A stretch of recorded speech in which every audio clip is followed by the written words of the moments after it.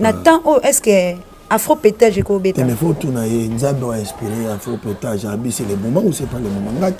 Il y a des fois nous les micros pour aller. Voilà, mutuna nanga penza na obi lelo koboya te papa José Dita. Il faut ebisabiso de clair. Il te paye sa réponse. Oh. Na boa nanga logo te mais je ne connais pas ça. Malembe papa José makamonde yango yo to. Mais na ebiso déjà avant. Na boy nanga pour répondre te mais je ne sais pas. Les appels réponse. Na sommet on a biso ndeko Doriana. Pasteur n'est pas interdit à Koyemba. Nazala pasteur bon le bosso na Jacques Bouruyaba, c'est un pasteur Maïma. Donc un pasteur engelo bateke koboya Koyemba non. Pasteur nyonso azana droit Koyemba. Koyemba c'est un don. Mais la prédication, le pastorat c'est un ministère. Le ministère est les dons. Le ministère est les colo à don. Parce que le ministère c'est l'appel de Dieu. Mais les dons Dieu peut donner à tout le monde. Tout le monde a un don. Mais tout le monde n'a pas le ministère. Vous avez des surprises, vous avez des choses.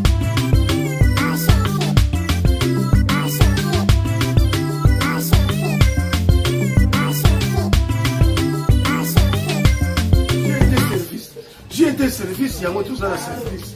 J'ai été service, c'est ça pratou. J'ai été service, et ils allaient dans service na Bisomoko. Ils allaient dans Paris, ils allaient en Italie, ils allaient en Allemagne, ils allaient en Hollande, ils allaient aux États-Unis, ils allaient à Londres, ils allaient pratou. J'ai été service, agence à Sika. J'ai été service, oh tata. Wasabilila. J'ai été service, Anako Vibaka, appel Tongolilo. Le grand prêtre, le grand maïs, maître paille. Les gars, PC Lidomba, j'ai été service. Il y a un monde de Makambu, Makambuza Koutou. C'est ça. C'est ça. En Afrique. C'est ça. Précisément Congo. C'est ça. J'ai été service. C'est ça. Et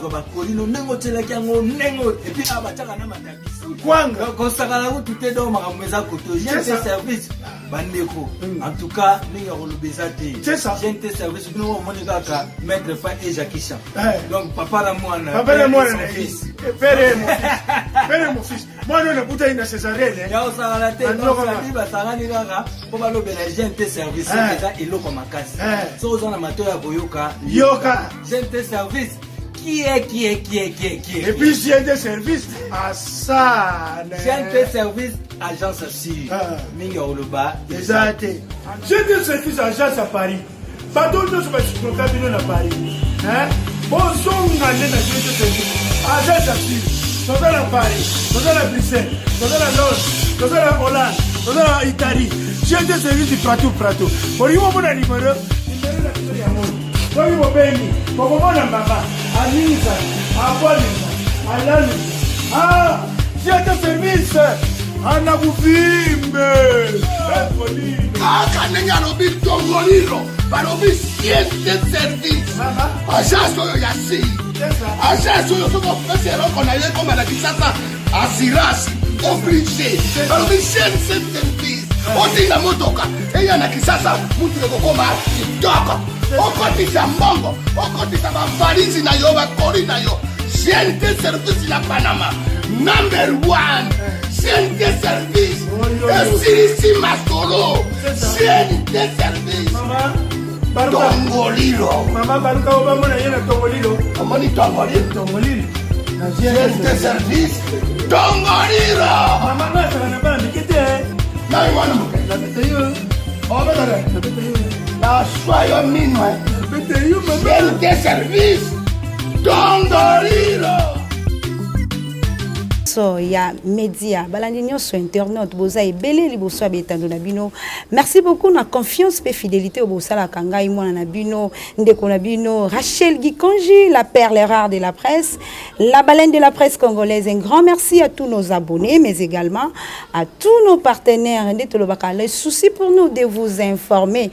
Les informations c'est à nous mais d'accord luke la bino moi ba les sources sûres na plateau na biso na zalinga mon côté je suis avec ma consoeur Doriana Isamba, la fille intelligente, qui je dis déjà bonjour, ma consoeur. Bonjour Rachel Jikanji, bonjour à tous nos téléspectateurs et internautes.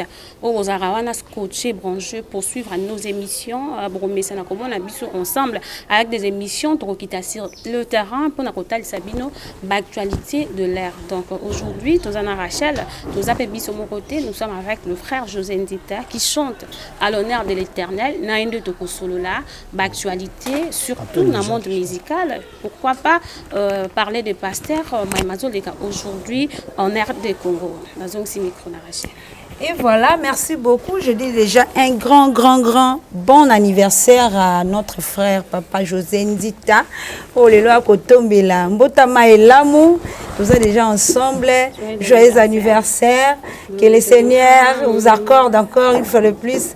Maramba bien. Mbote Papa José Ndita. Mbote na ba ndeko nyonso bazolanda biso surtout na ba internaute nyonso partout bozali et kaka ndenge maman Ndikanja uti koloba, c'est mon jour aujourd'hui, c'est mon anniversaire, donc dans la joie ya mokolo nanga mbotama et je comptais ne pas faire les émissions aujourd'hui, mais bon les cadeaux et anniversaire nangai na pesi ba internaute nyonso bazolanda biso nzambe ya lola oyo alingaka biso apambola bino et je sais que dans nzela anniversaire nanga lelo il y a des nouvelles choses qui vont s'ajouter dans peut-être à kolanda biso lelo grâce à nzambe zali ko na ye na kombo na Yesu. Amen. On les a prières hein? Mais moi champagne peut non champagne soki komela mangamu na usomba tenga na bébé na kati ya persona lukasu champagne simba te faut bailler la bébé champagne. Baron nous sommes à besoin de la bébé champagne. Mais nango bébé a komela na ye ko. Bébé bazolo ba makamba kasi boy. Bébé ayebi makamba belé. Aza bébé émancipé. Aza évolué. Vraiment. Amela champagne. Champagne sur mais non sans alcool hein. Il faut bien préciser bon yo champagne avec alcool. Sans alcool. OK. Nous sommes boyer la ngezala sans alcool. Et ateko yela ngai alcool. Pas bien un peu de vin et ça la rend bien moi alcool. Non mais un peu de vin sur dans l'estomac, dans l'estomac. Pas recommandé qu'il y ait un Timothée pour l'estomac. Mais tu vas comment profiter d'un goût un peu de vin, yo dans l'estomac. Chose dans l'estomac au milieu on sait que bébé si. Après ça que Timothée pour na amela kandambo pour l'estomac na ye. Ce n'est pas que batumio sur dans l'estomac. Attention. Voilà, on a ezala qui moi page rose hein, on a compte ça. Il y a notre papa, notre artiste, musicien, grand artiste, José Ndita. Papa José, Toye du Soussou, Balobi, les actualités nous obligent par rapport à Makambo et Kolekana Mokili, Ope Kolekana Mokanabiso, tout Bandana on a du solo. Ce n'est pas le moment. Boni. Oui, ce n'est pas le moment, ce n'est pas vraiment le moment de nous discuter, de nous chamailler, parce qu'il y a un peuple à sauver, il y a une armée à encourager, il y a un défi à relever. Un pays assiégé par un petit pays, c'est la honte. Nous devons relever ces défis et lobby, pas mon Grand Congo, Azou possession, Yemoko. Voilà, donc je voulais juste rappeler à Bana Congo que ce n'est plus le moment à Wokabwana. C'est le moment d'être ensemble et de parler un même langage pour te sauver dans nos Mboka. Vous savez, l'intérêt nous surtout dans besoin de nos Mboka, bien. Ce qui Mboka comme quoi partenaire dans le Omoni mboko loko eza mboko bato bazotia ngona besape bazotinga ngolo kwa ba télécommande kwa ba dame eza difficile ata to lia biso bien te attention ko yiba pe bien te o lia bien penza malamu soki mboka oyo to komi ko zo possession ya ba mine na biso moko to zo possession a pétrole na biso moko ta net na 250 millions biso to ba mo foto na la fédérale na biso normalement to la nion so awa donc ce n'est pas le moment. Ce n'est pas le moment. Ce n'est pas le moment quand vous appelez les gens à Kosangisa. Voilà, on peut bien même les politiciens à tout. Non, mais j'interpelle tout le monde. Tout le monde a un Congolais. Quand tu oses ça là-bas, et quand ça vient, j'habite surtout. Là, sur bêtis politique cara, politique et béton. Nous béton encore carré carré. Tant qu'on qui bat batambola ça même les pasteurs étaient donc on a qui tout le monde sur Facebook. C'était l'ordre, c'était Santa c'est quoi qui.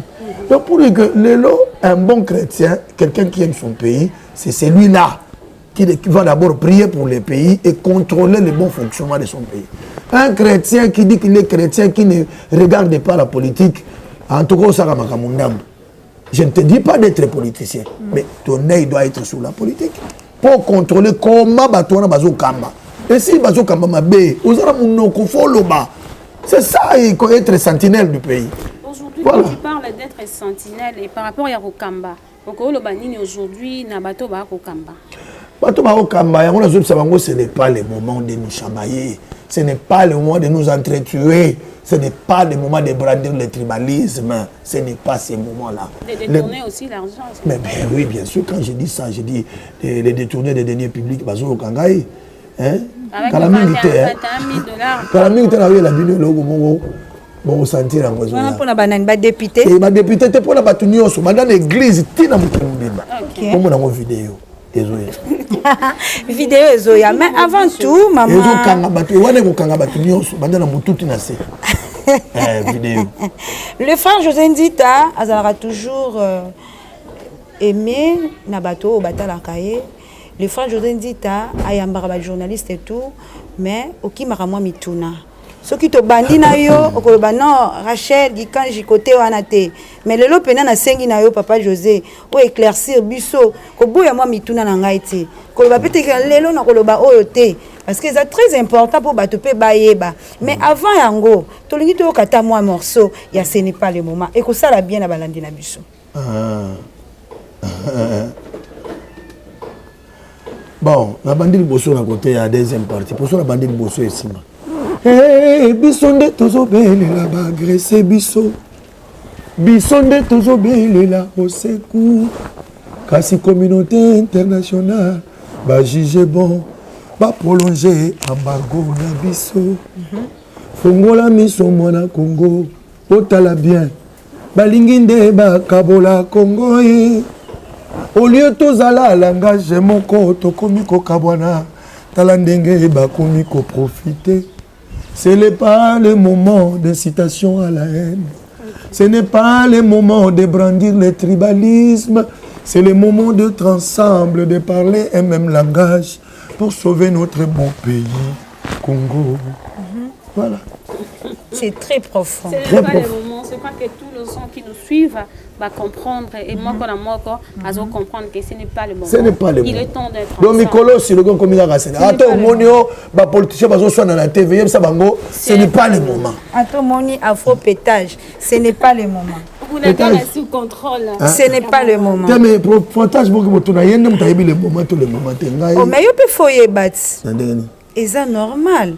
Nathan, oh, est-ce que afro-pétage est quoi? Mais il faut tout naïe. Nous avons inspiré afro-pétage. C'est le moment ou c'est pas le moment? Il y a des fois nous les micros pour aller. Voilà, tout le monde a pensé na bi lelo ko boya te papa José Ndita. Il faut ebisabi son déclarer. Il y a réponse. Oh. Mais je ne connais pas celle-ci. Malende papa José Makamonde yango yo. Mais na émission déjà avant. Na boy nanga pour répondre mais je ne sais pas. Ils ont pas réponse. Na sommet on a biso ndeko Doriana et biso awa tozana mambebele au photo solo là surtout makamba ba pasteur solo là lelo yo to komona ba pasteur o to ebaki ba chantre ba kokoma ba pasteur mais lelo yo nous sommes un peu surpris surprise to mona que papa Denis Lessi notre prophète de la nation a longwe côté ya pasteur a communé ko yembela Nzambi. Alongo te. Alobi bien abakisi nde bino pe bozala raboza ba chantre. Mais baze belé. Komi ba pasteur, mais siko komi wa vice versa. Eloko Docteur Louva et Kaola ayembaka. Ozomona. Pasteur Dodo, prophète Dodo Kamba ayembaka. Ba belé ba yembaka. Baze belé fuma ba yembaka. Momo ki le komi nango. Non, non. Donc c'est juste un pasteur n'est pas interdit à Koyemba. Un pasteur, Jacques Bourouya, c'est un pasteur Maïma. Donc un pasteur, il y a le bâtiment Koboya Koyemba, non. Pasteur Nyonso, Azana droit Koyemba. Koyemba, c'est un don. Mais la prédication, le pastorat, c'est un ministère. Le ministère est les dons. Le ministère est les colos à don. Parce que le ministère, c'est l'appel de Dieu. Mais le don, Dieu peut donner à tout le monde. Tout le monde a un don, mais tout le monde n'a pas le ministère. Vous avez des surprises, vous avez des choses. Oh, binomoko bayembi boye baka. Oh, binomoko bo santaka. Et alors aujourd'hui, Tomoni, le prophète Denis Lessi kobimisi la biso album, il y a Afro-Pétage. Parlons un peu de ça parce que ça fait baise. Et que ça la bateau, au balobi que tu évites ce qui a belle boma. Excusez-moi pour le terme. Tout le bilan tant que yo aux AP serviteurs. Moment où yo qui fiable, où le prophète Denis Lessi a la biso Afro-Pétage. Na ba rythme wana, na ba na baso to komona. Est-ce que c'est normal d'agir ainsi? Pour toi, Okolo Bani. Amaraché. Moi, le combo barato yo kana ratena o yango. Mais nazo biso lo mo e baka. Moi, je ne suis pas Denis Lessi. Moi, je ne suis pas le prophète Pétage. Moi, je n'ai pas créé l'Afro-Pétage. Nayebi même pas source d'inspiration ya Pétage et outil wapi. Au moins de l'Ogongo, n'a aucune ma réponse té. Mais au moins de l'Ogongo réponse posons sa réponse hein. Faut en avoir sous-bassement. Il faut n'en avoir bak ezanini. Mais il n'a pas partagé avec moi l'intention quoi ça les projets. Nayebi té et outil wapi. Mon nayo Nangai toujours kamwande moko. Aussi comme quand on kamwande mon ayo yo poser une question pour qu'on répondre yo ni. N'appelle ça surpris ne na yo ki Afro-Pétage. Ozo kango. C'est question yo zo tout nangai n'appelle ko tout nango ye. Koloba e bandi ndenge nini et comme Afro-Pétage. Par rapport à style et à musique, c'est ça aussi le problème en dehors de tout le monde peut Moïse Mbiye, Abimisi, Nicolo, tu as rythme, on a tout le monde en plus donc rythme par rapport à rythme, na zo biso ke rythme équipara na ngote. Rythme ezali lokola sani. Musique style ezali lokola sani. Mais batalaka eloko ezali lokola sani. Tu comprends? Eloko ezali lokola sani ndé message. Qu'est-ce que tu as amené comme message pour Bananzambe Balia? C'est ce qui est le color Sani. Mais le rythme est le Sani, style, bapesi au Sani. Poser biloko le color style wana pour opé sa battu le kobakolia. Les lois sont dans Amérique latine. Na obeta musique ni, na obeta salsa, na obeta reggae, na obeta ni. So dans na Congo, na oyemba nzambe ndenge, na oyemba nzambe na rumba, na boso na États-Unis, na obeta blues, na obeta osomona. Et ça, mais le problème, qu'est-ce que tu es en train de donner au peuple de Dieu? Quelle nourriture que tu amènes? Comme nourriture, nini. C'est ça ce qui est important. Justement, aujourd'hui, vous adaptez à certains rythmes parce que tout va linguer. Pour adapter rythme, rythme nyon so pona côté ya eza favorable. Ane baloba mabine tana lola. Tete ngana za kutukuna te. Naza ko makuta la lola te. Mabine nyon so tana lola te. Il y a inspiration à dire pour les yoka inspiration ça tarape ezalaka. Voilà. Oui, bah, on a trop de force, il y a diable nzambe. Ceux qui sont inspirés, nzambe m'a inspiré. Parce que on a mission profane, on a mission chrétienne. Ce qu'on a la source, c'est où tu as. So la musique française, chérie nangai mission na yo so la lisia ngona ngokemo. Nanda nzambe ko yema offrande. Non. Bon boyko. So ko yema offrande te za musique à côté nini. Vraiment. Comprendre. Ça veut dire na ko biso loko mo yeba keza ba force me bane. Alors, ceux qui sont inspirés, c'est que nous avons inspiré. La danse peut y avoir à côté de moi. Ceux qui dansent, nous avons inspiré, c'est que le diable nous a inspiré. Et ça va bien nous balai. Bon, on a le droit de nous le choix est au monde. Le choix, c'est la personne. Tout le monde sont en don. Mais don a yo au orientant par rapport à l'inspiration aux yeux. Soit aux yeux inspiration diabolique, don et que diaboliquement. Soit aux yeux inspiration diabolique, don et que dans c'est tout. Mais dans Afro-Pétage, solo là dans le rythme. Afro-Pétage, afro et betamaka. Afro nous se betamaka, c'est la bête. Aïe aïe aïe, afro. Aïe aïe aïe, ça va aller. Aïe aïe aïe, ça ira. Aïe aïe aïe, je suis béni. Et ça frère, afro mon quoi afro pétage afrobeat. Mais ce qu'on yo pétage. Ne ko bakisa likolo afro eloko moko asika moto wala sikwa ye na pétage motu na ye yo to yemba kana biso ba afro yo bakisi pétage le bisa biso eningi oloba c'est pas à moi il faut poser cette question. Allez-y, il est là, il reçoit les gens tous les jours. Maman dit quand je bisika zalaka mais la biso micro biso peut soit réponse pourquoi c'est ton père que tu respectes aussi beaucoup. Bien sûr, c'est pour ça que tu as père. Oui, parce qu'il faut répondre. Je ne suis pas pasteur. Keba. Dans un chrétien, dans un fidèle de l'église, j'ai mon pasteur. Bah pasteur oyo pona koloba ngo il faut ça na basuma clair. Et puis moi comme enfant nakoki te ko toucher ba pasteur wana. Ngai na respect na ngana zanango, je ne peux pas aller toucher les pasteurs. Ceux qui n'azan les kabolo la pasteur. Je sais que c'est mon papa na olukanda kunaye na omunaye. Mais par la télé. Il y a des choses à comprendre par rapport à respect. Na kobeta li solo pasteur na ngana TVT. Donc, pour regarder crédit naïe, crédibilité naïe.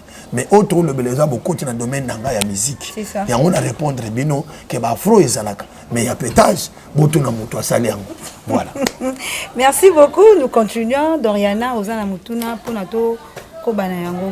Oui, nous continuons avec cette émission. Messieurs, dames, restez branchés. Bon, on ne va jamais décider à travers nos émissions. Nous continuons avec cette émission. Tobetali Solo, il y a Pasteur Kaka, malgré Tozoki Mango. Il y a un prophète, Baraka Mogisho, lors de la prédication, a prophétisé. Biakina n'avait pas présidenté, Alia n'a pas présidenté. Et puis, il n'a pas besoin d'aller chez le président, mais Nzambalaki, si deuxième mandat. Félix Antoine Tshisekedi, du président de la République, a la président et le prophète a prophétisé publiquement. Non, ce n'est pas grave. Ça dépend de l'inspiration ou aujourd'hui. Et ça dépend de la recommandation que Dieu t'a donnée. Si on en parle en public, parce que Dieu t'a dit de parler en public. Si on en parle en cachette, pour que nos 5 audiences soient en cachette. Mais je vous dis, ça c'est un terrain compliqué, c'est vraiment spirituel. Alors je ne peux pas juger ces prophètes. Ceux qui nous amènent ici, je ne sais pas. Ceux qui sont ici en République, je ne sais pas. Ça c'est à lui. Nous avons consommé ce qu'il a dit. Un point bas. Merci beaucoup. Tout qui est en anglais, surtout à travers Bino, vous avez na Loyembo, à travers aussi les pasteurs. Conflit entre les pasteurs. Aujourd'hui, nous avons vu aussi les pasteurs Baraka Mogisho avec Denis Lessi, na télévision Baraka qui parle que je suis pasteur, mais aujourd'hui, na Longoli Kazaka, so na kuta na Denis Lessi, toko bunda partout, toko kuta na naï. Non mais on reconnaît l'arbre on reconnaît l'arbre par ses fruits. Moi je ne vais pas juger les pasteurs ici. Je ne sais pas qu'est-ce qu'il a appris pour le moine. Mais quand on se répand pour une fois. On se répandra deux fois.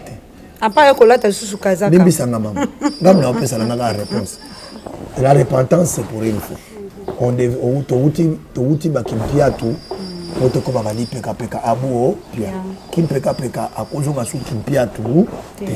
Ça c'est une réponse pour ne pas comprendre. Mais là on a moi je refuse. Moi que le problème des enfants de Dieu, tout le monde la TV, ça ne changera rien. Nous avons le collège de pasteurs. Nous avons des pasteurs qui nous dépassent. Pasteur Bayana Bisso Bazali. Pourquoi ne pas aller chercher des pasteurs qui vous dépassent, qui sont plus vieux que vous, pour traiter ma problème moi là. Même à Taba apôtre en tant que Kalabazaki, la conférence de Jérusalem. La conférence des apôtres était là. Là où on a choisi Paul, Timona, Barnabas, pour un service que le Seigneur les avait appelés. C'était dans la communion, la fraternelle. Ils priaient, le Seigneur les a révélés. Mettez-moi à part. Pourquoi ma pasteur n'a mis le bazana un rassemblement de pasteurs, collège de pasteurs, le collège ma porte à Jérusalem. Et puis on s'est trouvé, moi collège, il y a traitement, il y a babakamuna bango. Attends que les pasteurs, la salité na bango, et qu'on les garde à TVT. Ça dérange. Tu verras Mundimi ya Baraka comme mon ennemi ya Mundimi ya Denilis. Et puis on écoute un angela pour passer maintenant pour faire des conflits d'où babundi. Comprenez ce que ça veut faire. Je suis à la télé papa. Je ne peux pas dire tout, mais on a lobby ba o bazama yele. On comprend ce que je dis.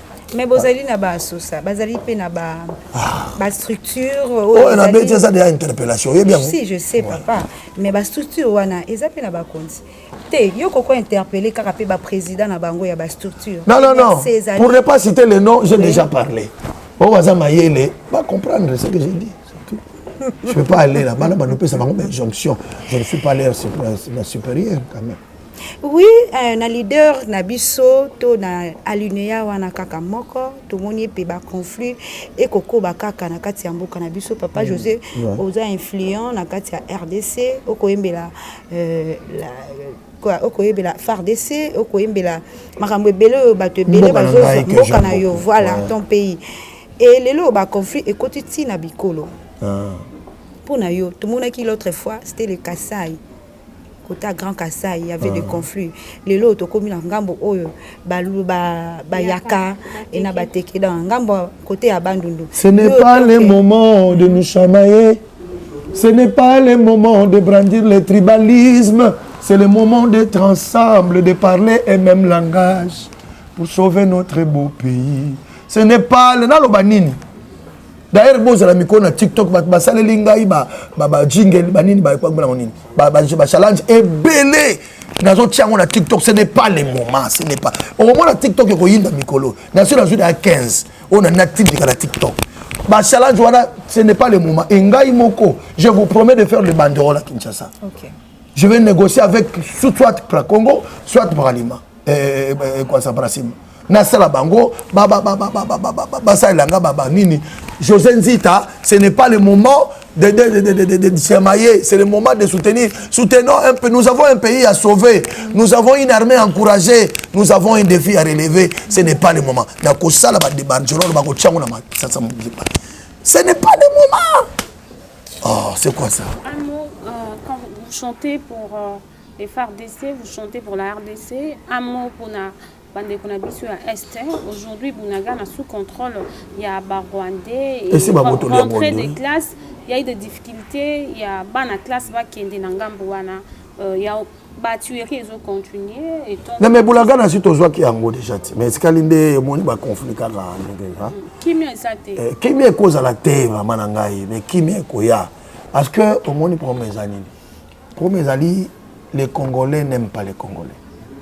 Là, tous un grand pays, hein. Il faut conscience dans le téléma. Si réellement conscience est limitée, dans le ça la 100 ans,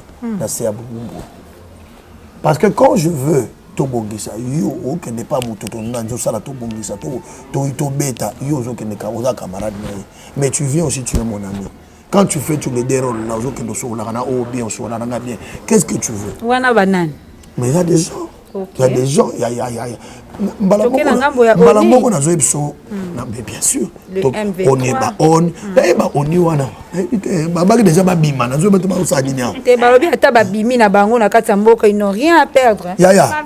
Basi baloni na boy na baite. Ata baloni to boite. Mais babima na. So babimi na nous akara bien. Babimi na nukara pour kuna baboyi bango. Est balingi na bango te. Bakene ka kesina. Et puis deuxièmement bato ba sebe wana ba wana ngande mingi po baza même na kati ya ville na tozali même na kati ya entourage na biso o bazo coopérer na bato ngambu na batalibanda po ba créer ba désordre wana ba politiciens to eza banani mais sont des politiciens Moko Mbosso par exemple le président Mbosso que je chute dans cité Alimbi Sanaptangi Mbosso c'est mon président de l'Assemblée nationale Mbosso na kati ya parlement Papa Mbosso a déclaré qu'il y a même des députés au bazo sala bazananga awa qui finance groupes armés na est pour l'intérêt na bango et ça ba immeuble construit na mboka na biso l'immeuble de 100 et ali mama Rachel ba immeuble ya makila ba mituka ya makila ezotambola na mboka oyo ba parcelle ya makila eza ebele ba mabala ya makila ezali au détriment des battues kufa na est ton frère aujourd'hui ma kufa makila na etanga po yo zwa mbongo otonga immeuble c'est pensa mwasi na yo chéri oya yo bala payer te likangu mais au bomeli mutu pour sommeler immeuble awa o c'est pensa likangu na yo bandeko vous allez payer beaucoup futa ngo vous allez payer mutu mo l'équipe Congo à l'équipe moninga na Congo là wa ça. C'est parce que comme nous compte, deux autres quand les Congolais, les trompe-toi. Vous avez mon compte, les Congolais, tant que nous sens que les Congolais à lecture. Voilà. Na sens qui Congolais vraiment to comme déjà kokende na ko chiter na émission na biso, bozala qui ebelé et puis beaucoup capter biso de to le baraka. Continuez de vous abonner partagez l'émission, commentez, surtout likez, ça nous fera énormément du bien.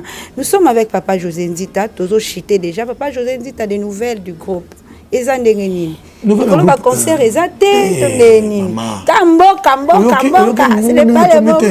Nous avons nasali un mois ya koyemba na yemna lembi koyemba avant d'asuna ndaku nangati. OK.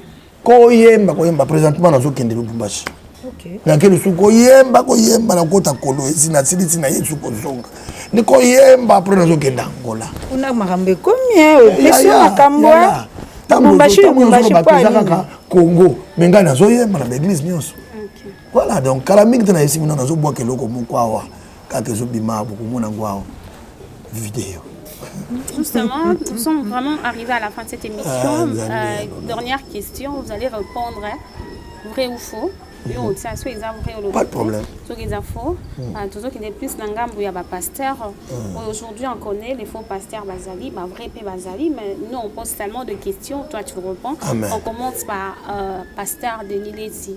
Vrai ou faux pasteur? Non, ce n'est pas moi de juger, maman. Vous allez répondre si c'est par vrai ou faux. Question wana, ils ont trouvé vraiment place dans moi. Te pardon libisanga poani. Oyemi de tozalaka on a une de tozapoy. Ils sont tous dit magreto kotalola. Toi aussi tu as. Est-ce que tu as besoin de questions? Explication. Avant de poser question la binola mais mabino pe na moi terrain ya compréhension. Oyemi makambo spiritualité. Bazong c'est lango vraiment faute parce que c'est lui qui connaît le vrai le faux c'est Christ. Ngala koloba pasteur Denis Leti vrai. Nzamba mona faux. Tu comprends? Alors je ne peux pas juger à la place du Seigneur. La Bible même interdit à ne juger point afin que vous ne soyez point jugés. Ça c'est déjà une question à épargner parce que quand vous faites ça, vous êtes en train de juger. Chez Dieu, vous serez condamné. Mais quelque part, chez les politiciens, est jugé. Un homme spirituel est juge de tout. Ah, oui, voilà, là je sais. Okay. Mais pas le jugement comme ça. Le jugement selon la parole de Dieu. Quand une parole de Dieu est mal annoncée, toi qui es spirituel, tu peux contredire cette parole. Ça, c'est le jugement. Mais le jugement des personnes, la Bible a interdit. Il ne faut pas juger les gens. Laisse l'Éternel lui-même. Parce que quand Dieu choisit les pasteurs, quand Dieu choisit les serviteurs de Dieu, c'est lui qui a dit dans Ephésiens 4, verset 8, c'est lui qui a émené les captifs et il a fait don à l'église. C'est lui qui connaît ses serviteurs. Il a dit, tu es qui, fils de l'homme, pour que tu juges mes serviteurs. Non, mais je te dis, parce que c'est la parole de Dieu. Je vais vous montrer ça. Parce que ça peut vous condamner un jour. Parce que quand vous demandez est-ce que lui est moi madame au coup tu l'appelles dans zobo mon le bien faux tant on le faux na yo bokangi faux on écoute la télévision et vous l'avez jugé faux or kenzamba zo mon serviteur na et vous serez traité de comment parce que vous avez maintenant abusé du témoignage de son serviteur. N'essayez pas ça, je conseille. N'essayez pas. Qui m'a dit? C'est la rapine na sagesse à Papa José. Ah mais n'a pas ça rapine peut mailler pour comprendre ne beaucoup ça la théâtre. Vraiment. Tout ça pas un ensemble pour ça. Ce n'est pas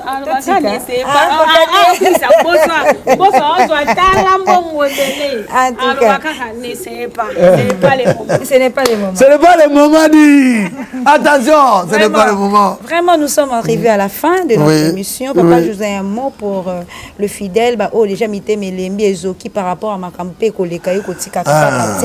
et votre numéro de téléphone et vous avez malade. Mon numéro de téléphone c'est 081 686 72 à Ebiteni Nangoisoya. Dès que il y a des choses qui se préparent. Tous à vraiment serein, tout battre la bonne zambé, tout l'andalo yingi au bozo mona wana te maman Rachel. Yingi zali ma chérie. Na oyi soit solo. Le diable a une distraction moko ya makasi pour endormir bana nzambe. Susuna yezambe mabiso na lifeli. Soki ofungola misote, soko ke dans le yingi oyo. Kufa. Alors je ne veux pas que Batba Koufa. Ne perdons pas ma vie, n'abîme pas sentiment, et ça abîme le côté. Confions nos vies à Jésus et croyons que c'est Jésus va nous sauver et le ciel et l'enfer. Pour ceux qui ne parlent pas, Betty, voilà. Arrivons à la fin, donc on peut s'amuser. Merci beaucoup. Merci beaucoup. Doriana Isamba. La découvrir la fille intelligente. Doriana nani Isamba la fille intelligente. Merci beaucoup.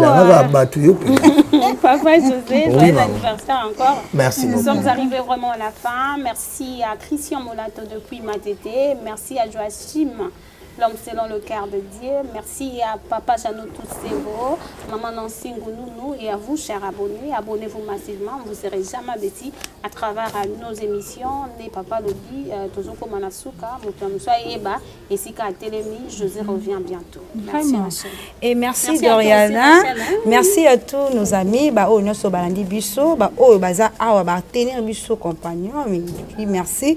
Et voilà, merci une fois de plus à mon partenaire privilégié Serge Kosanika. Depuis Bundes, il n'y a pas de comme lui. Aka et Mokolo, bezaki anniversaire. Et puis c'est à ta joyeux anniversaire.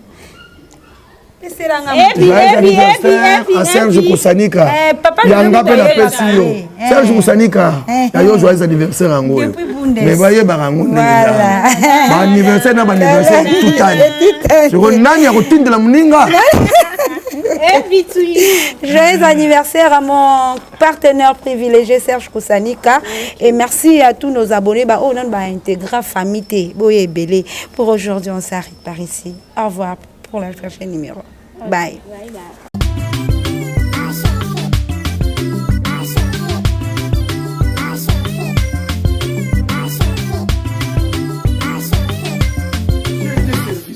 J'ai été service, il y a moi tout ça la service. J'ai été service, c'est ça pratou. J'ai été service, et ils allaient dans service na Bisomoko. Ils allaient dans Paris, ils allaient en Italie, ils allaient en Allemagne, ils allaient en Hollande, ils allaient aux États-Unis, ils allaient à Londres, ils allaient pratou. J'ai été service, agence à Sika. J'ai été service, oh tata. Wasabilila. Gede sevi. Anna Kovimbaka. Appelle Tongolilo. Le grand prêtre, le grand maïs, maître paille. Les gars, PC Lidomba, Vicente Service. Yangonde Makambu. Makambu est à Koutou. C'est ça. Papier aux Mikili. C'est ça. En Afrique. C'est ça. Précisément Congo. C'est ça. Papier GNT Service. C'est ça. Et puis, Abataka Namatabi. Kwanga. Consacré à tout est dans Makambu est à Koutou. GNT Service. Bandeko. En tout cas, nous avons le Bézati. C'est ça. J'ai été service, nous avons Maître Fa et Jackie Chan. Donc, papa la moine. Papa la moine. Père et mon fils. Moi, nous avons bouteille de Césarine. Il y a aussi la tête. Nous avons dit que ça va pour le GNT service. Et l'eau comme un casse. Si vous avez un amateur à Boyoka, Yoka. GNT service. Qui est Et puis GNT service à ça. GNT service, agence aussi. Minga Oloba. Exact. GNT service, agence à Paris. Pardon, nous sommes à Paris. Bon, son année dans GNT service. Agence aussi. Nous sommes à Paris. Nous sommes à Bruxelles. Nous sommes à Londres. Nous sommes à Hollande. Nous sommes à Italie. GNT service du pratou. Pour lui, on a numéro. Numéro de la Kwa hiyo bendi, kwa kumona mbaba, Anisa, Apolisa, Alani. Siete service, Anaguvimbe. Kanenya lobi Tongolilo, balobi siete service. Agence oyo ya si. Agence oyo soko pese roko na ye koma na kisasa, assurance, obligé. Balobi siete service. Otinga motoka, eya na kisasa, mutu ekokoma kitoko. Okotisa mbongo, okotisa bavalizi na yo, bakori na yo. GNT service na Panama, #1. GNT service, esirisi masolo. GNT service. Tongolilo. Mama baruka obamona yena Tongolilo. Omoni Tongolilo. GNT service, Tongolilo. Mama ngasa na bana mikete. Na wana muke. Na biteyo. Obedare. La soyo minwa. Biteyo mama. GNT service, Tongolilo.